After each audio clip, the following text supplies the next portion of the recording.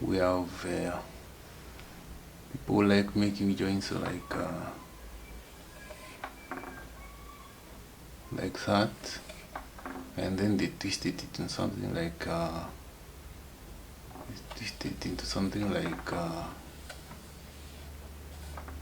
something like that. I'm also guilty of the same. This is what is called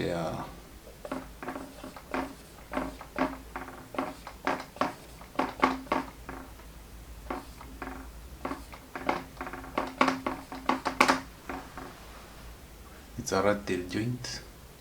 It's very common, and we are going to make one and see why it's good for some applications and why it's not good for other applications.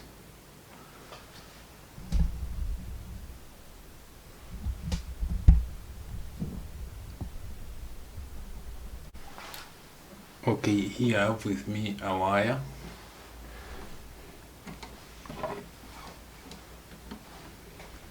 And we make two pieces of it.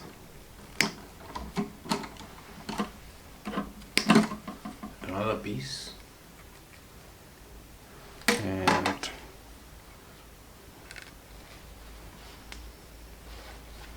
we're going to peel it about an inch and a half. Another one for about an inch and a half. And you're going to make a rat tail joint.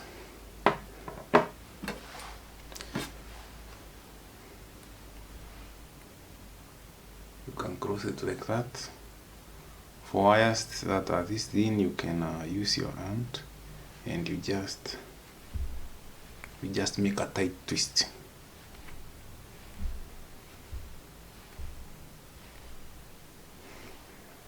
Like that. And you can use your pliers to twist the end, or you can just cut about the other one off like that. You can use a screw, a wire screw at the end to keep the wires locked on like that, or you can just leave it like that. Now the advantage of this method is that you can add a third conductor, many conductors together. You can peel another wire like that, and you can add it to the joint. Here it is. You have another conductor, and it's tight. You can add a fourth one and a fifth one, and you can add very many conductors on there. The biggest advantage is that it's easy to make, and it saves a lot of time. When you are making when you have a big project, you have to make very many joints, especially when you are wiring junction boxes. Now, this joint is usually used where there is where wires don't experience too much stress. Picture a junction box, or you can picture a distribution box where wires are relaxed and there is no stress on them. All you need is a good joint. Now the disadvantage of this kind of joint is that it does not hold too much tension. If you apply too much tension on it, it just lets go. The second disadvantage is that it's very difficult to move through conduits. I have with me a piece of conduit, and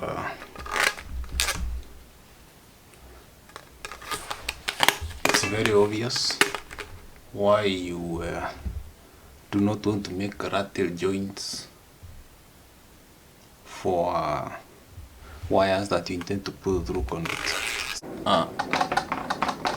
Western Union splice or joint. Step 1, step 2, and in step 3 you twist the wire so that you twist the wire like so that you have several turns like that.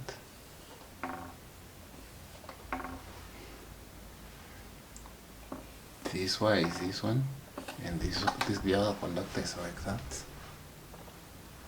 So that is the third step, and the final step. I will now delete this one, and step number 3 is the wire. You will have twisted the wire like that, It's supposed to be a wave.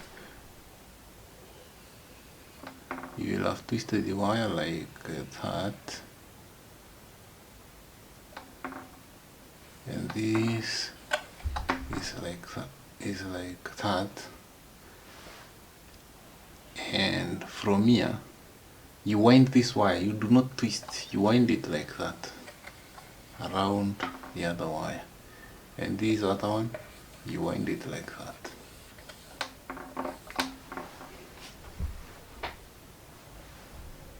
This is the short form of the Western Union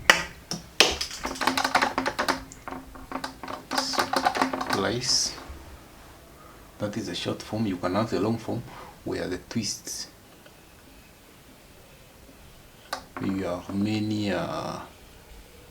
You twist it for. You twist it like that. This is like that, and the other one is like that. You can see this twist. This part that is twisted is longer in this wire, and then you can now wind this one like that. This is actually it's not a wave. It has been wound like that. So in this is the extended Western Union splice, or the long form of the Western Union splice or joint.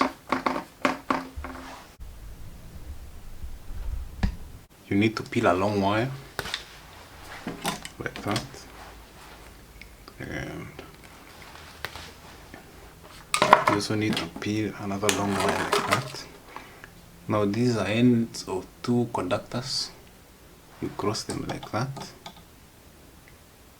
and you twist them like that.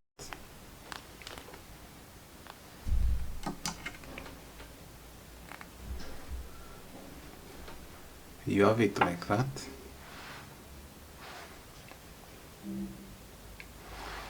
Once you have twisted it 2 or 3 times, you can then use your pliers to hold the joint like that at that point, and then using your what do we call it?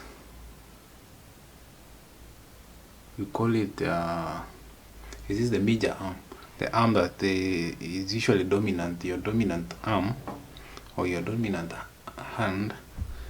You can now wind this wire over this one. Don't twist it, wind it like this.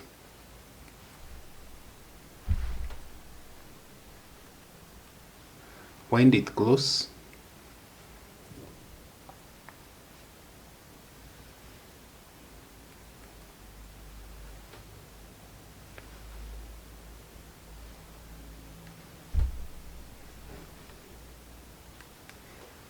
like that. Turn to the other side and wind it the same way and wind it close.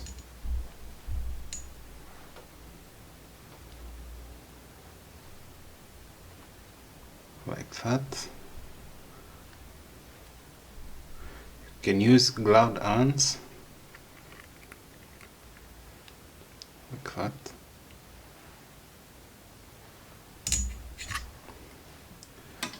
Now let me get my other pliers. You can now use one pliers to hold this one like that, one conductor like that, and use the other pliers to twist it gently. Gently, just be patient.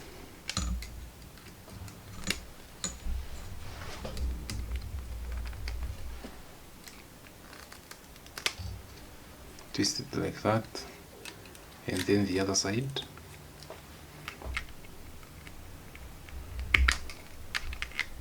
You can use a long nosed pliers like this one. Yeah, it allows much more dexterity than large pliers. Now we have a neat joint. This is a neat Western Union joint. This is not the best joint for a junction box where you need to connect 3 or 4 wires together. I mean, this joint is only meant to connect 2 conductors or 2 wires.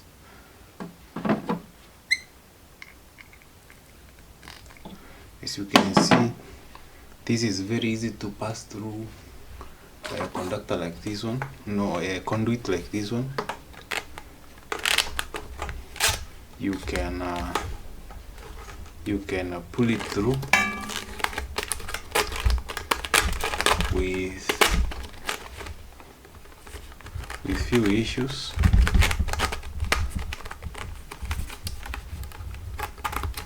You can pull it through like that with few or no issues. Now this joint can withstand a lot of tension. It can withstand a lot of tension. In fact, the more tension you apply to it, the better the joint becomes. It becomes tighter and tighter and tighter. And it's been used for telephone wires. As gravity pulls on the wires, the tension applied to the joint makes the joint even better.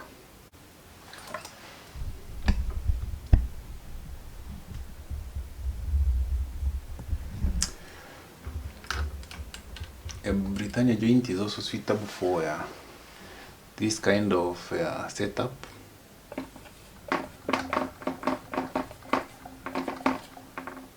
Britannia joint, it's good for that kind of a setup. And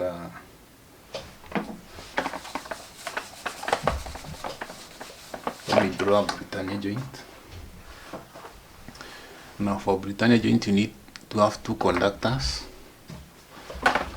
or 2 wires like that, and then you bend the end like that, and the other wire needs to also be like that, and you bend the other end like that. Now this is simple, it's not hard to make, and let's get to making one.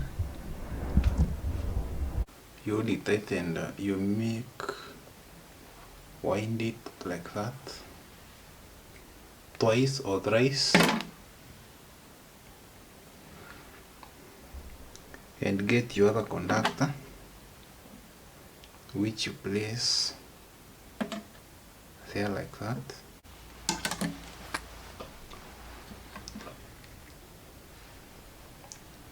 And then you twist. You remember the wire that you are winding in, you are using to wind over the conductors. It should be much thinner and easier to twist. It shouldn't be as hard as mine. And you can twist it like that. Like that. Come on. Twist it like that.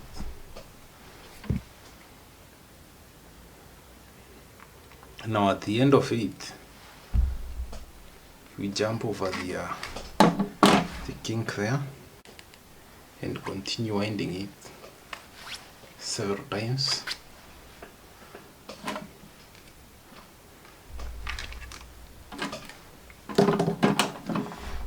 I know some of these wires are, some of these joints are time consuming to make, but of course each joint has its own application.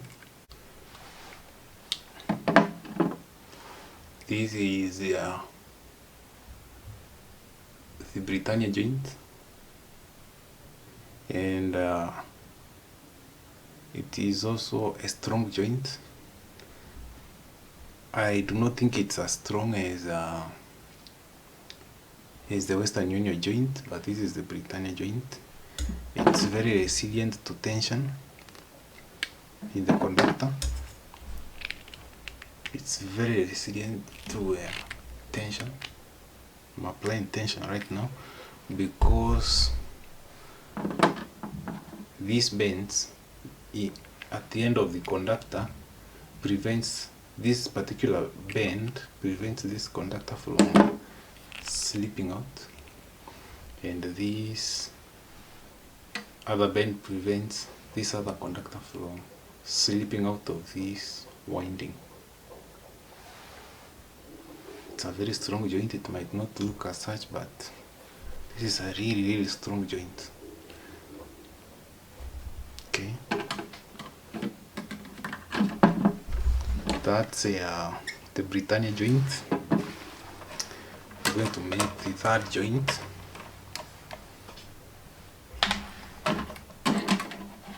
Which is a tap joint.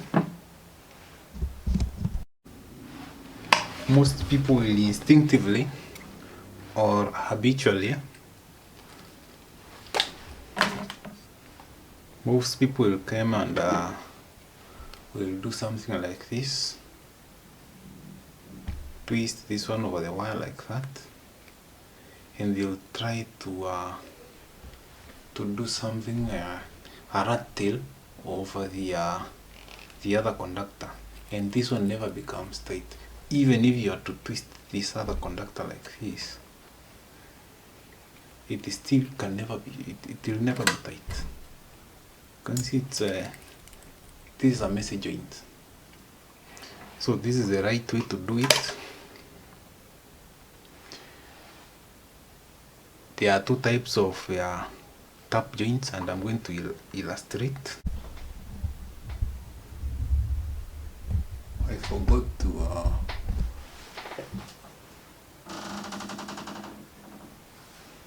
I forgot to finish this illustration. This is what you should do here. You should wind this one like that, and then wind like that. This is a Britannia joint.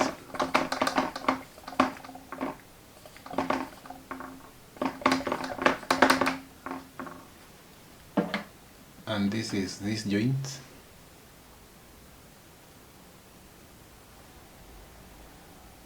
This is the joint. You can then solder you can then solder the joint. That's how the Britannia joints look like. Now I want to illustrate how the tap joint should look like. We are going to make a simple tap joint.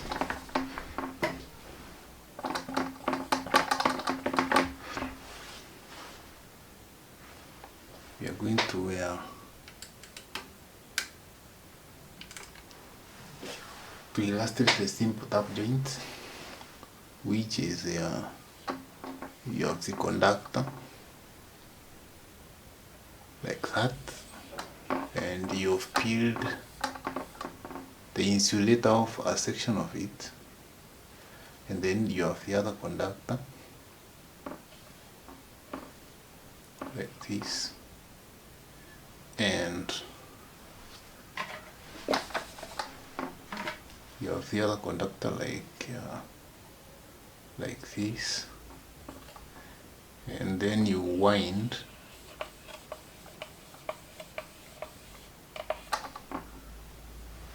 that's a simple tap joint, and then you solder the joint.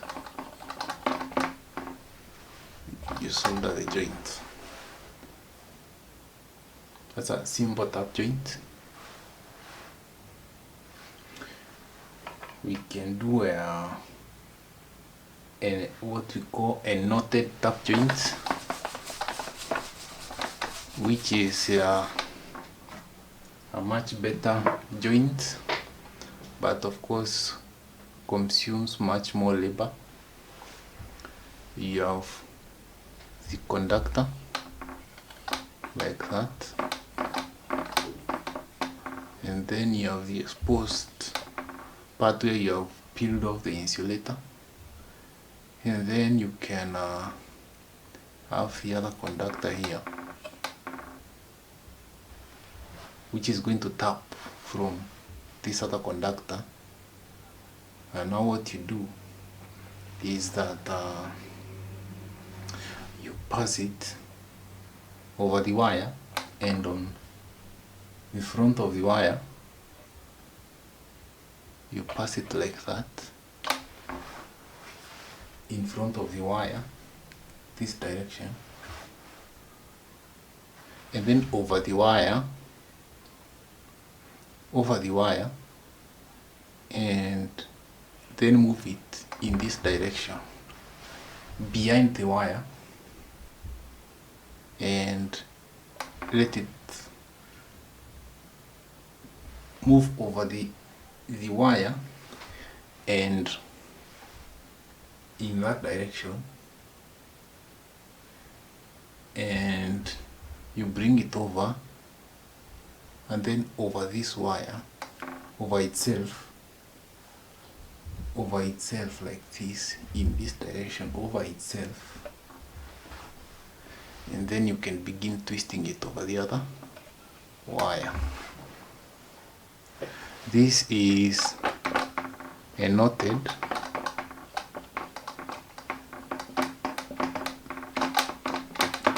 tap joint. It's a knotted tap joint, and we are going to demonstrate that the two types of joints on our table.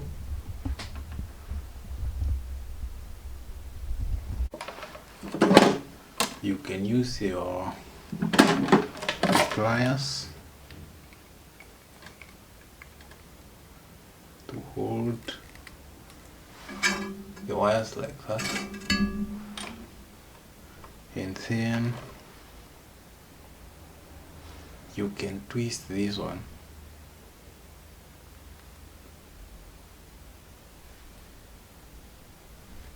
and try to twist it close and tight, close and tight.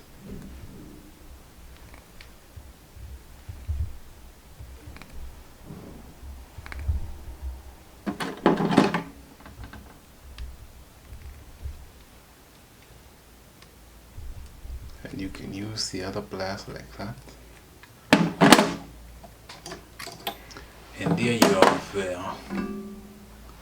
your top joint.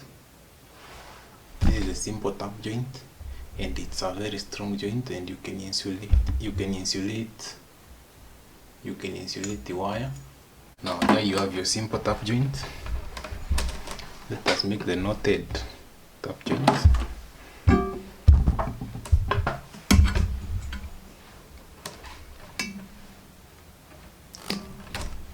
The top joint. You peel your insulator like that. As you peel the insulator,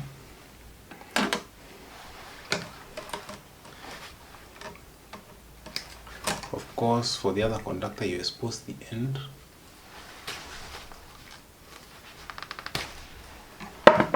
like that. You expose the end like that.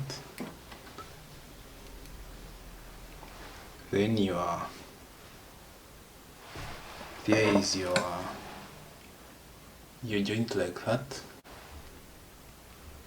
You hold it like that. You can use your pliers and you twist it like that. Just make it tight, whether you use your pliers or your hands, you twist it like that. And you bring it over to the other side like that. It's important to make sure that it's tight. Like that. You twist it over like that. And let it go over that wire like that. You can see what we are doing there. Once it's over that wire like that, you can then wind it over the wire that you're tapping. You can wind it like that. And make sure that it's close and tight.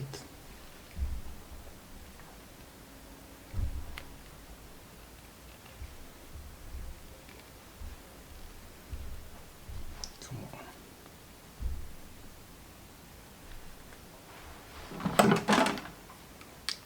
So use our pliers.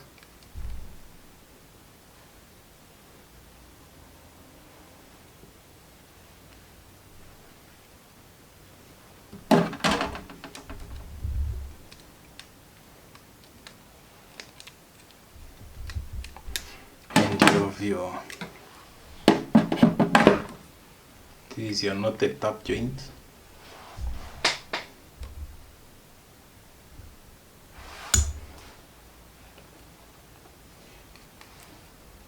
This is your knotted top joint like that.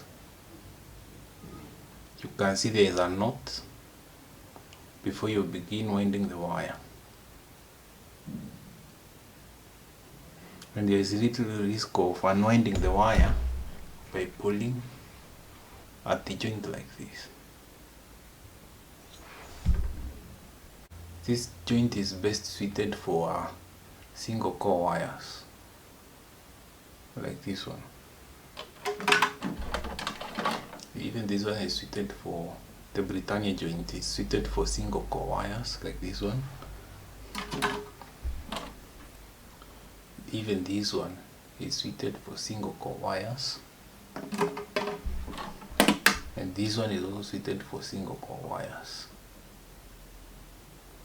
We are now going to make a tap joint for stranded wire, a stranded wire.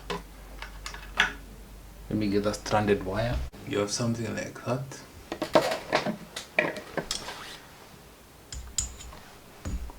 Now remember that you cannot make a joint like we've made with this one. You cannot do it with a stranded wire like this one.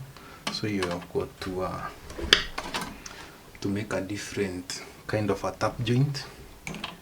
And this is what you do.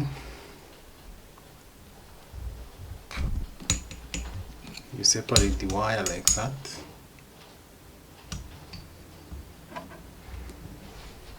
This is the wire that you're supposed to tap from, and you get the other wire whose end is to tap from the other conductor, and you separate the strands like that. In this case, these are 6 strands, 3 on this side and 3 on the other side.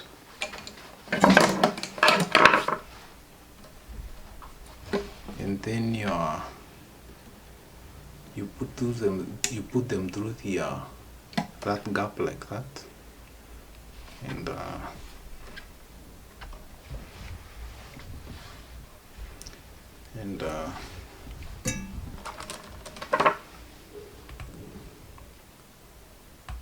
and you can make them lay flat like that, and these other ones on the other side like that. And just pick one wire, pick just one like this one, and twist it over the others like that, and try to do it tight like that. Try to do it really slow and tight.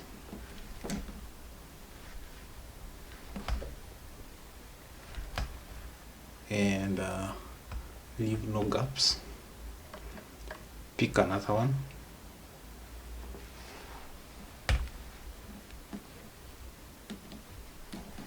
And wind it over the others like that.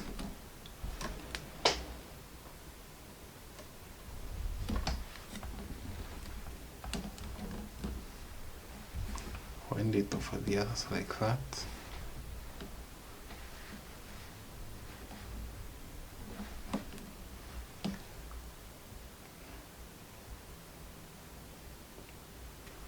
Don't puncture yourself like I'm doing with wires here.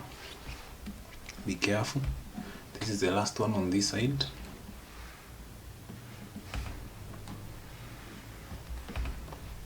Be tight.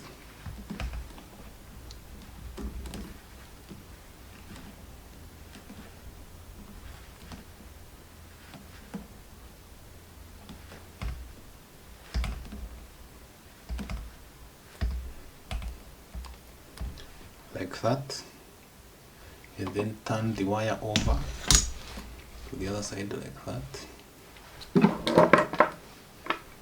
You can use pliers for those protruding pieces. Pick one just like the other side and start close to the center, and try to be tight with it like that.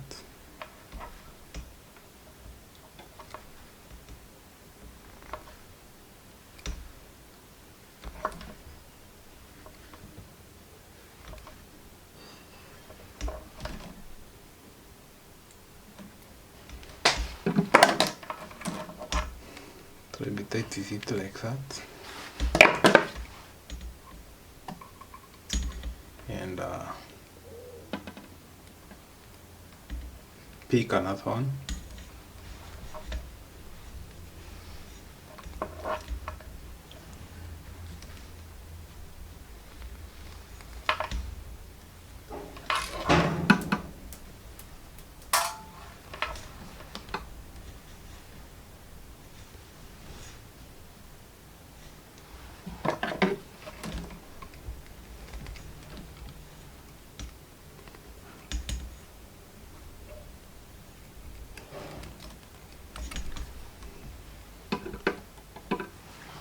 Let it be tight like that.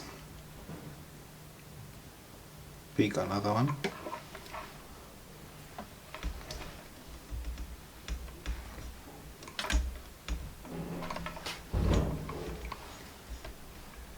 So you can either extend this,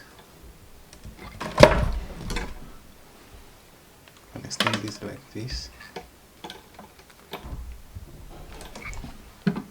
or you can cut the remaining wires. You can cut the remaining wires. I've chosen to extend the the exposed conductor.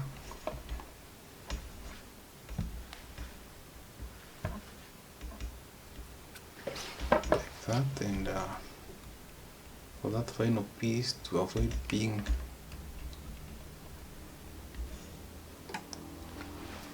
pierced by that needle, and then the last strand,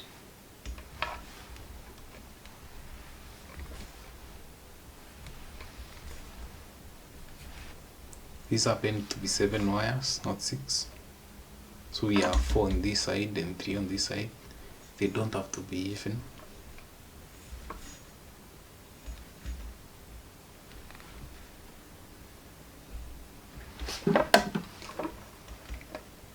And for that final piece, use your pliers.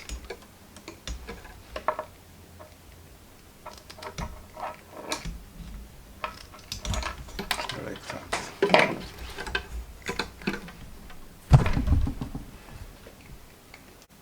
But you've got to insulate the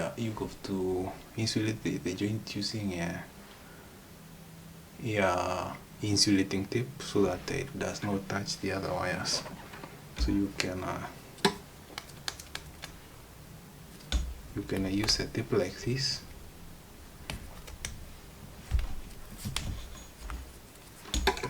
to insulate the wire so that it does not touch other joints or other exposed parts of the whatever you're installing. So that is another tap joint. Okay.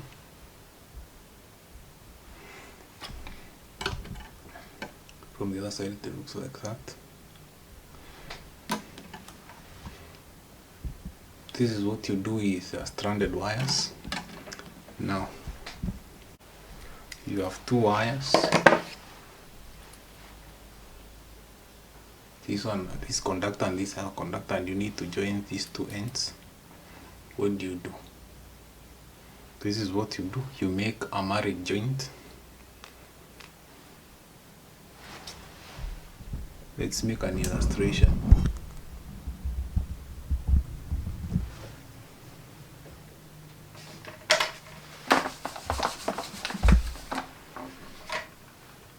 Okay. You need to make, the first step is to separate the strands. This is your conductor, you separate the strands like this, and this is the other conductor. You separate the strands like this, and then you bring them together like this. You bring them together like that.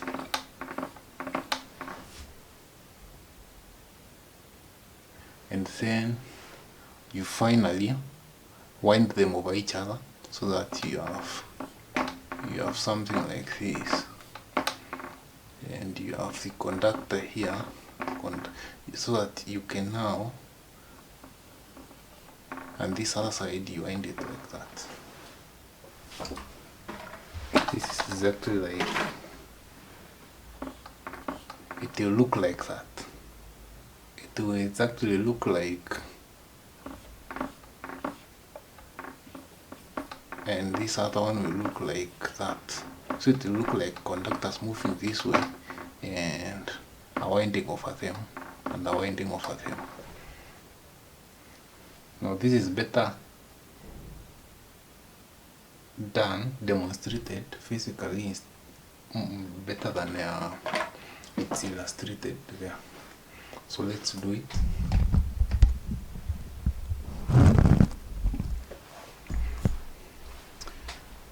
You separate the wires.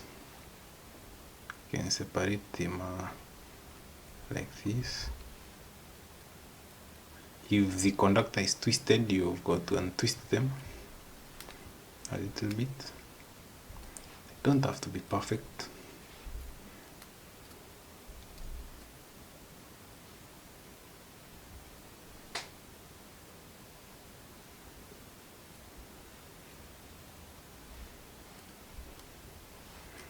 Like that. and you kind of bring them together like that. They don't have to be perfect, and then you make sure that these that come from this side come flat over this insulator like this, and not these ones that come from this side, but those ones that come from that side over the insulator like that.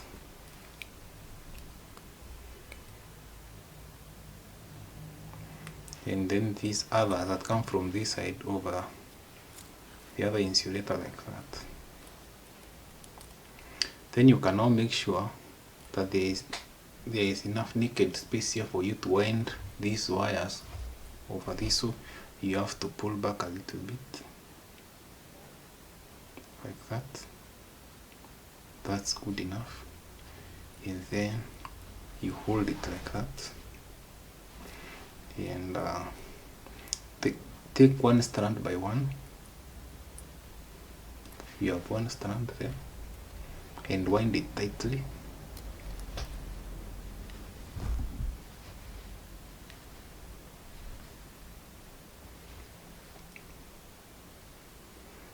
Like that.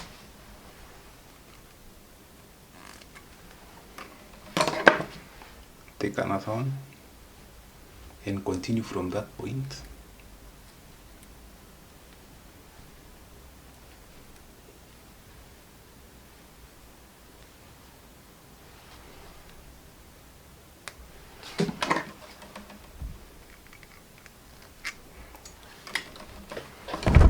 Don't punch yourself with these wires, they are very sharp, some of them.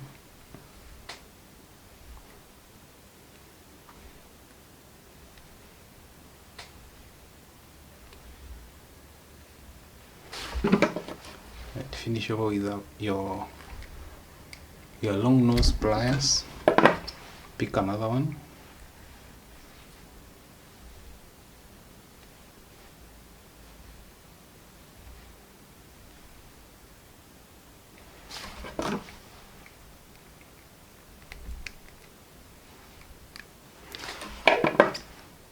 Pick another one and continue from there.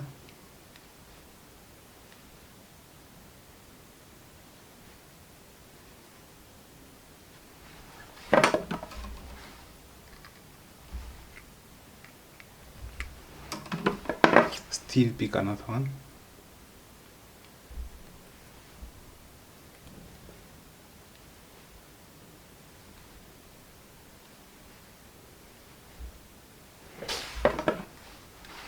And finish with this one, the pliers. Still pick another one.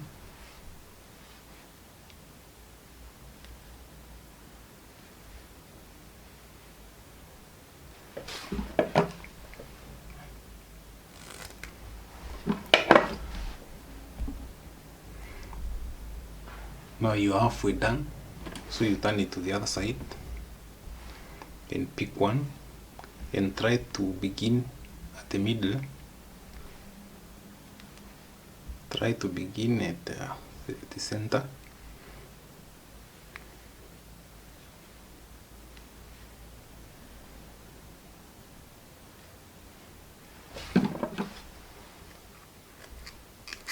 Like that. Pick another one.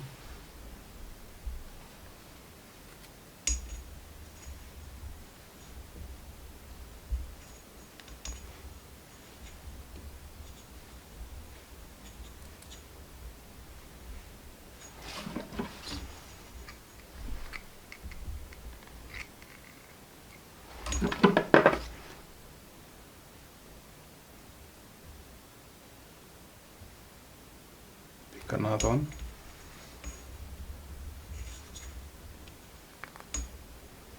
Close and tight.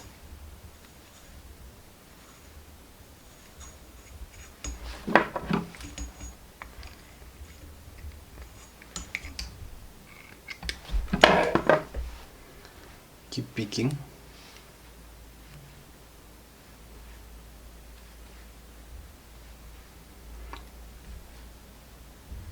After you end a number of them, you have the choice of cutting the other short or you can continue until you are done with each one of them.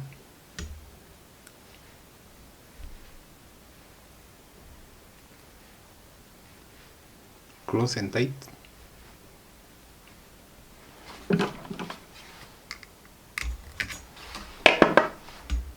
You pick another one.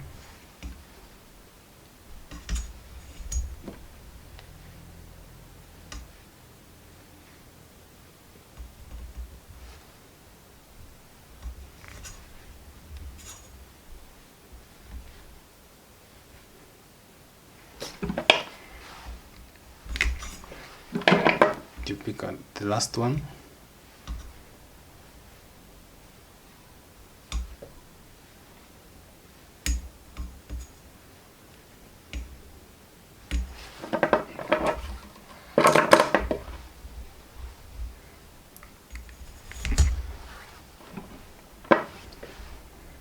And this is how it looks when it's complete.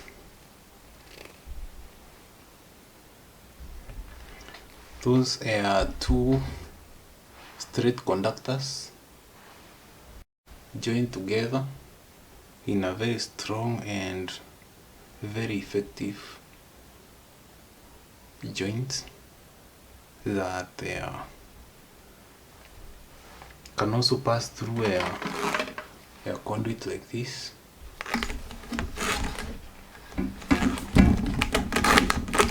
There's no problem going through a conduit like that one.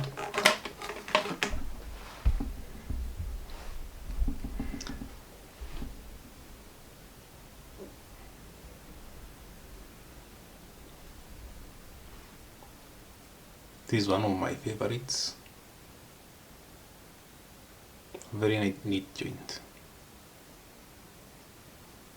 and a very strong one.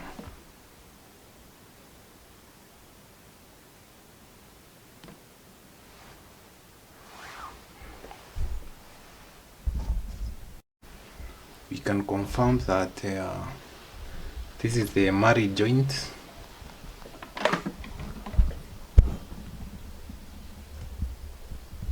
It doesn't look very neat on the board, but in reality it's a very neat joint. This is the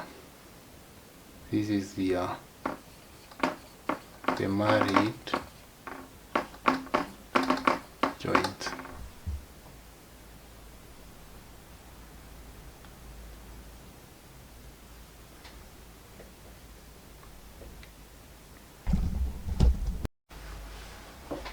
Let me illustrate why we make joints like this, which seems to be tedious. Now, when you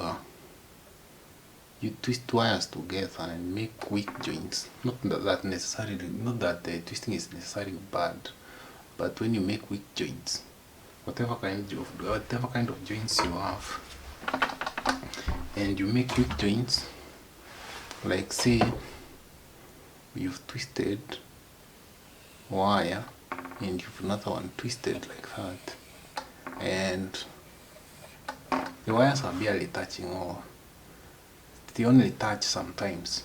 Now when they are touching and they are properly touching, no problem, the current is going through.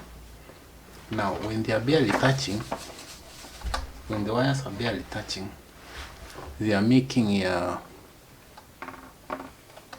this is one conductor and this is the other conductor, and the gap between them is very small, and there is molecules of whatever is in the air, whether it's water or whatever is in the atmosphere, the air and the moisture. They are molecules, and here there is either there is what we call it, there is potential difference or there is voltage,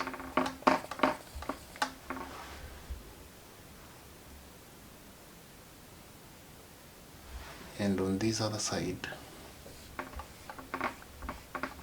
there is ground. This is the reference. This can be DC or AC. I think that is sufficient.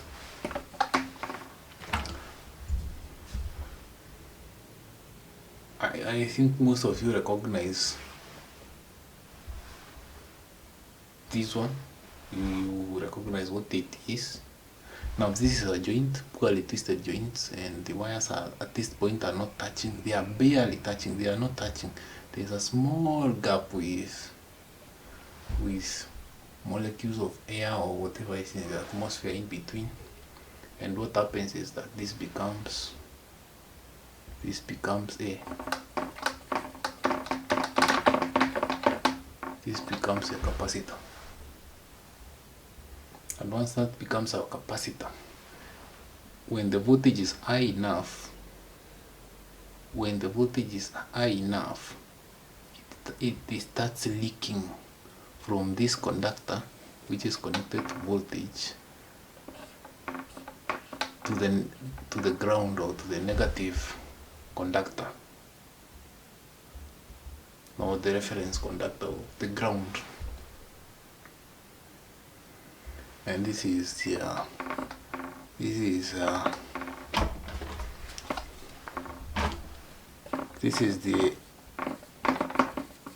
leakage current,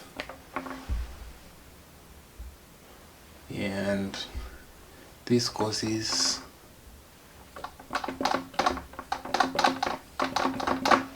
heat, and then this one causes burning. This is what happens in any loose or weak joint in electrical applications. So if you are wiring a machine, say a motor that is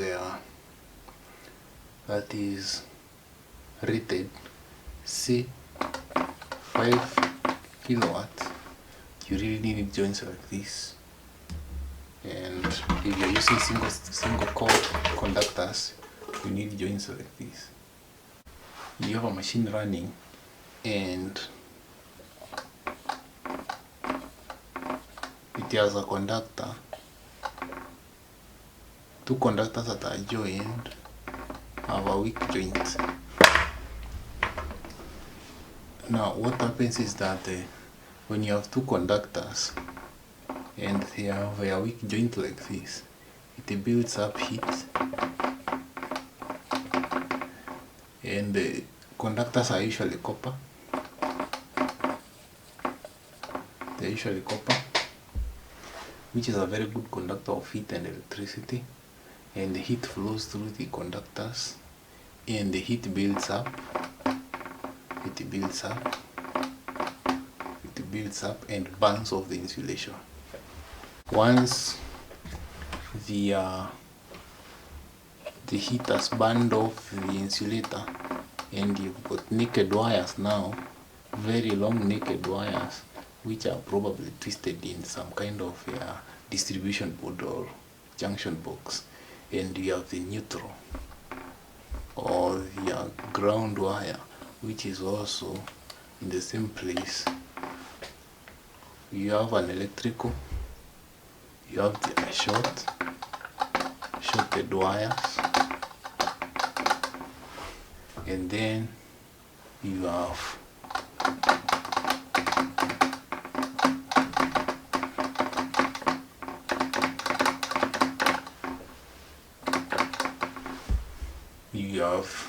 an electric fire.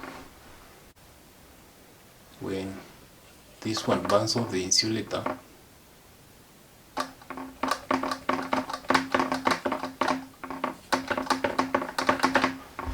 is burnt, and you have now the live wire touching the ground wire, and you have this one becoming an electric fire, and that's how you burn a whole house, by failing to make good joints.